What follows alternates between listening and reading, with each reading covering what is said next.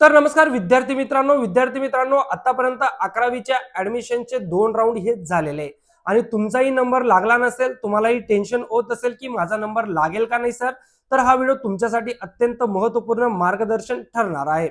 विद्यार्थी मित्रांनो, या व्हिडिओच्या माध्यमातून मी सांगणार आहे की कशा पद्धतीने तुम्हाला आता पुढची प्रोसेस ही करायची जेणेकरून तुम्हाला नंबर जो आहे तर तो नंबर कॉलेज लेवलला लागेल, जेणेकरून तुम्हाला कोणतीही प्रकारची ऍडमिशन घेताना हॅरेसमेंट होणार नाही.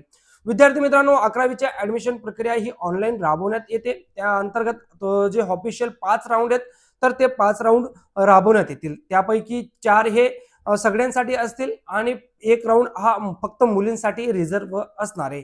आतापर्यंत 2 राऊंड हे झालेले असून बऱ्याच विद्यार्थी मित्रांचे जे नंबर आहेत तर ते त्यांच्या जे चॉईस कॉलेज आहे तर त्या चॉईस कॉलेजला लागलेला नाही. तर आता त्यांच्या मनामध्ये प्रश्न पडलाय की सर आम्हाला आमची चॉईस कॉलेज भेटेल का नाही, असा प्रश्न त्यांच्या मनामध्ये पडला आहे. त्यानंतर आम्हाला सायन्स स्ट्रीम मध्ये ऍडमिशन मिळेल का नाही, असाही प्रश्न बऱ्याच विद्यार्थी मित्रांच्या मनामध्ये आहे.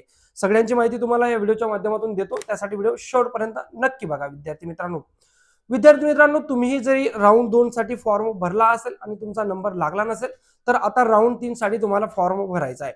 परंतु राऊंड 3 साठी फॉर्म कसा भरायचा आहे, तर जी कॉलेजसाठी तुम्हाला ऍडमिशन घ्यायचं असेल, जी तुमची चॉईस कॉलेज असेल तर तिला तुम्ही आतापर्यंत प्रिफरन्स नंबर 1 दिलाच असेल, परंतु त्या कॉलेजची कट ऑफ मेरिट लिस्ट जी आहे तर ती कट ऑफ मेरिट लिस्ट सुद्धा तुम्ही चेक करा, जेणेकरून तुम्हाला जरी कमी पर्सेंटेज असतील आणि त्या कॉलेजची कट ऑफ लिस्टचा एक अंदाज घ्या. कारण आता फक्त 2 राऊंड उरलेलेच जनरलसाठी, एक मुलींसाठी असणार आहे, त्यामुळे 2 राऊंड तर झालेले आहेत. आता फक्त 2 राऊंड साठी तुम्हाला चान्स आहे. जरी तुम्हाला 2 राऊंड मध्ये तुमचा नंबर लागला नाही तर नंतर तुमचा कॅप राऊंड थ्रू नंबर लागेल, परंतु तिथं तुम्हाला फी जास्त मोजावी लागेल. विद्यार्थी मित्रांनो, त्यामुळे तुम्ही जी चॉईस कॉलेज केलेली, जिला तुम्ही प्रिफरन्स क्रमांक 1 देत आहे तर तिचं cut off merit list check करा. कट ऑफ चेक केल्यानंतर तुम्हाला एक अंदाज येईल की माझा नंबर या 2 राऊंड मध्ये लागणार की नाही. विद्यार्थी मित्रांनो, त्यामुळे जी कॉलेज तुम्ही 1 नंबरला ठेवलेली तर तिचं असं cut off merit list check करून तुम्हाला अंदाज घेऊन घ्यायचा आहे. त्यानंतर दुसरी महत्वाची गोष्ट ती म्हणजे तुमची जी चॉईस नंबर कॉलेज 1 आहे तर तिच्या अभावी अजून 2-3 कॉलेज तुम्ही ऑप्शनला ठेवा. फक्त एकाच शाळेवर तुम्ही डिपेंड राहू नका. विद्यार्थी मित्रांनो, तुम्ही जरी एका शाळेवर डिपेंड राहिले तर शेवटी तुम्हाला फक्त तिचाच ऑप्शन मिळेल आणि तिने जरी तुम्हाला तुमचं ऍडमिशन डिनाय केलं तर तुम्हाला नंतर तुमची हॅरेसमेंट होईल, जास्त पैसे ऍडमिशनला द्यावे लागतील. म्हणून तुम्हाला ऑप्शनला 2-3 कॉलेज ठेवायचे, जेणेकरून पहिलीला नंबर लागला नाही तर दुसरी किंवा तिसरी चौथीला तुमचा नंबर लागेल आणि तुम्ही तिथं ऍडमिशन पक्क करा. त्यानंतर आता राहिला प्रश्न, जो आता 3रा राऊंड होणार आहे तर या 3ऱ्या राऊंड मध्ये जास्तीत जास्त विद्यार्थी मित्रांचा नंबर लागेल.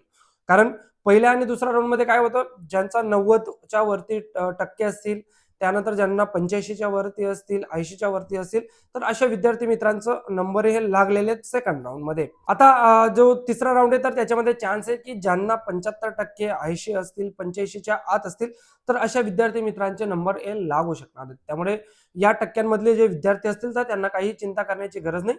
तुमचं ऍडमिशन हे 100% होईल. विद्यार्थी मित्रांनो, राऊंड 3चं शेड्यूल हे 18 ते 20 तारखेच्या आत येऊ शकतं. विद्यार्थी मित्रांनो, त्यामुळे राऊंड 3चं शेड्यूल येताच लगेच कॉलेज फिलअप करणं हे सुरू होईल. कशा पद्धतीने राऊंड 3चं शेड्यूल हे येणार आहे याची संपूर्ण माहिती तर मी देणारच आहे. चॅनलवर नवीन असाल तर चॅनल नक्की सबस्क्राईब करा. तुम्हाला 11वीच्या ऍडमिशनची A to Z अपडेट या चॅनलवर भेटणार आहे. विद्यार्थी मित्रांनो, आणखी काही डाऊट असेल तर बिंदास कमेंट बॉक्समध्ये विचारा, नक्कीच रिप्लाय करण्याचा प्रयत्न करेल.